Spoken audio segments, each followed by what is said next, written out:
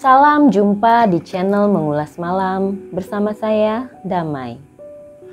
Sahabat Mengulas Malam, pada video kali ini saya akan mengulas sebuah kisah yang sedang ramai jadi pembicaraan. Mendapat tawaran memandu lagu sebuah acara tentu menjadi hal yang ditunggu-tunggu oleh seorang MC. Namun, apa jadinya bila tawaran tersebut hampir berujung dengan menjadi tumbal? Hal itulah yang dialami oleh seorang MC bernama Ramandini Sari. Dalam pengakuannya lewat postingan di akun TikToknya @dinsky_diary serta kanal YouTube miliknya, Ramandini menceritakan pengalaman aneh yang ia alami saat ditawari menjadi MC di sebuah pesta ulang tahun. MC itu menyebutkan kejadian tersebut bermula saat ia mendapat DM yang bertanya rate MC pada bulan April lalu. Ada seseorang yang DM aku di Instagram nanyain rate MC berapa. Lalu aku alihkan ke WhatsApp agar lebih profesional, ujarnya. Kemudian seorang wanita pun menghubunginya via WhatsApp dan bertanya-tanya setelah memperkenalkan diri seperti biasa. Wanita tersebut berencana menjadikannya sebagai MC untuk acara pesta ulang tahun. Bayangan Dini untuk pesta ulang tahunnya seperti biasa. Lalu dijelaskan kalau ada berondong di pesta tersebut.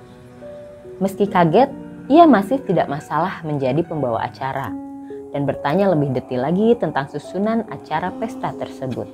Aku masih belum curiga karena aku pikir ini masih seperti acara ulang tahun pada umumnya. Lalu si kakaknya mulai menjelaskan kembali bahwa nanti juga bakal ada acara lelang berondong. Acaranya akan dilaksanakan di daerah Pondok Indah, di sebuah rumah yang besar. Oke, aku masih meladeni chatnya si kakak ini, ujar Dini. Lalu si klien yang menghubungi mengatakan kalau ia takut maka boleh membawa partner. Dini pun langsung mengiyakan dan menyebut akan membawa partner MC cowok. Namun kliennya itu seakan menolak kalau yang datang adalah MC cowok. Mulai dari situ Dini merasa ada yang aneh. Jadi nggak boleh aku MC bareng cowok.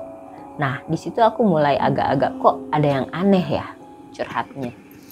Dini pun lalu bertanya alasan kenapa partnernya tidak boleh seorang pria. Pasalnya di dalam dunia MC, memandu acara berdua lawan jenis adalah hal yang biasa.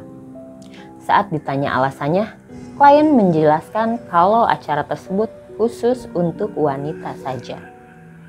Lalu klien itu pun chat dan memberitahu kalau Dini akan dibayar 10 juta rupiah per jam.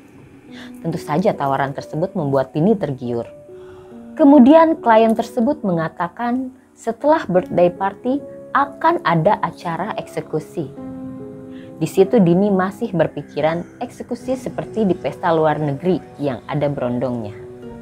Beberapa hari setelahnya, klien lewat chat mengingatkan Dini kalau pestanya akan digelar 19 Mei 2021. Klien pun kemudian hendak menjelaskan soal eksekusi. Namun, ia ingin agar Dini menonton dulu film Rumah Dara. Dia akan melaksanakan acaranya di tanggal 19 Mei. Akhirnya dia bilang sama aku, "Kak, aku mau jelasin tentang eksekusinya. Tapi sebelumnya kakak nonton dulu film Rumah Dara dulu ya." Terus aku langsung mikir, kayaknya film Rumah Dara ini trailer pembantaian gitu gak sih? Ceritanya lagi. Klien tersebut menyatakan akan menjelaskan eksekusi setelah Dini menonton film tersebut. Akhirnya ia pun menonton film tersebut dan melihat kalau film yang rilis tahun 2009 itu bercerita tentang pesugihan. Ia pun menanyakan hal tersebut ke kliennya. Dan ya, pertanyaan itu dibenarkan oleh sang klien. Pas si klien aku chat lagi, aku tanya, "Kak, ini buat pesugihan?" Terus si klien jawabnya, "Ya, kurang lebih seperti pesugihan." Gitu cerita Dini. Mendengar jawaban tersebut membuat Dini kaget. Namun rasa ingin tahunya juga besar. sehingga ia memutuskan bertanya kembali ke kliennya karena menganggap itu hanya candaan saja. Klien pun menjelaskan lebih detail. Setelah acara birthday party di mana nanti MC, dancer, dan DJ udah closing, mereka bakal ngadain yang namanya eksekusi.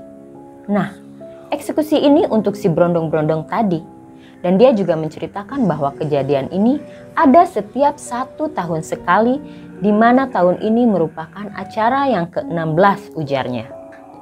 Jadi eksekusi ini nanti ada salah satu berondong yang sudah dibayar, itu dibayarnya juga mahal banget, ratusan juta bahkan sampai miliaran. Jadi si berondong ini dibeli untuk dijadikan tumbal katanya lagi. Banyak yang kemudian bertanya kenapa berondong tersebut mau dijadikan tumbal meski sudah dibayar sangat mahal. Jadi ini bukan sembarang tumbal, karena si berondong ini terlebih dahulu dia memang sudah dijadikan piaraan atau simpenan si tantenya tersebut. Jadi si berondong ini sudah menjalin hubungan dengan si tante ini sekitar 2-3 tahun. Sudah menikmati banyak harta, juga mungkin yang diberikan si tante ini seperti mobil, apartemen, rumah, dan lain-lain. Sampai pada akhirnya si berondong ini dijadikan tumbal. Tapi kliennya juga menceritakan kalau ada beberapa tumbal yang dijebak dengan dituduh mencuri perhiasan tante simpenannya dan dikatakan untuk menebus kejadian pencurian tersebut daripada dilaporkan ke polisi, berondong tersebut bersedia dijadikan tumbal. Yang mengejutkan dari percakapan dengan kliennya adalah bahwa orang-orang yang menumbalkan berondong adalah orang-orang kalangan elit. Percakapan dengan klien berlanjut dengan pembahasan prosesi ritual, yang mana caranya dengan menggunakan mesin atau manual. Kalau menggunakan mesin, dia sempat bilang mesinnya itu seperti kurang lebih mesin kebab.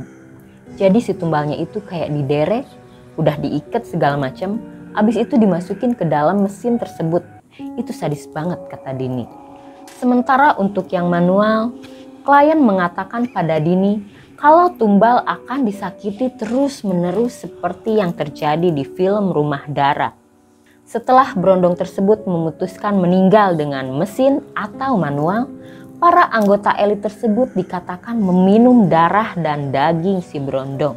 Mereka bikin party lagi setelah ini, dan mereka bakal minum darah dan juga makan daging si berondong tersebut. Wah, gila, sadis banget, tutup sang MC. Sejauh ini, belum ada pihak yang dimintai keterangannya sebagai saksi. Pihak kepolisian juga membuat tim khusus guna mengungkap informasi viral tersebut. Sebuah artikel lain menyebutkan, menurut kesaksian sang pemilik akun TikTok @dinsky_diary, korban berasal dari berbagai latar belakang, buat bayar hutang hingga pengobatan orang tua. Adapun berondong itu tidak langsung dijadikan sebagai tumbal, melainkan menjadi simpanan tante-tante terlebih dahulu. Tak cuma itu, akun tersebut menulis bahwa si berondong ikhlas untuk dijadikan tumbal karena sebelumnya ada persetujuan kontrak terlebih dahulu. Selain itu, lanjutnya juga ada beberapa berondong yang tidak tahu apa-apa dari kampung, kemudian dijebak hingga ujungnya dijadikan tumbal bagi sekte sesat tersebut. Kemudian akun tersebut membeberkan kemana larinya uang ratusan juta hingga miliaran rupiah yang didapatkan si berondong saat menjadi korban tumbal. Masih menurut akun yang sama, sejumlah pria berondong itu punya latar belakang keuangan yang berbeda-beda. Jadi, uang itu ada yang digunakan untuk membayar hutang, membantu orang tua yang terlilit hutang, atau untuk pengobatan orang tuanya yang sedang sakit di kampung. Sampai saat ini, kasus ini masih dalam penelusuran tentang kebenarannya. Masih kami telusuri itu, kata Kapolsek Kebayoran Lama, Komisaris Polisi Doni Bagus Wibisono kepada wartawan. Baik sahabat, demikian ulasan kisah yang masih diperbincangkan oleh masyarakat sampai saat ini. Jika sahabat punya pengalaman mistis dan ingin diangkat ceritanya di channel Mengulas Malam ini, silahkan kirim ceritanya ke email kami mengulasmalam@gmail.com. Jangan lupa juga untuk terus dukung channel ini dengan subscribe, like, komen, dan share tentunya. Sampai jumpa di video selanjutnya.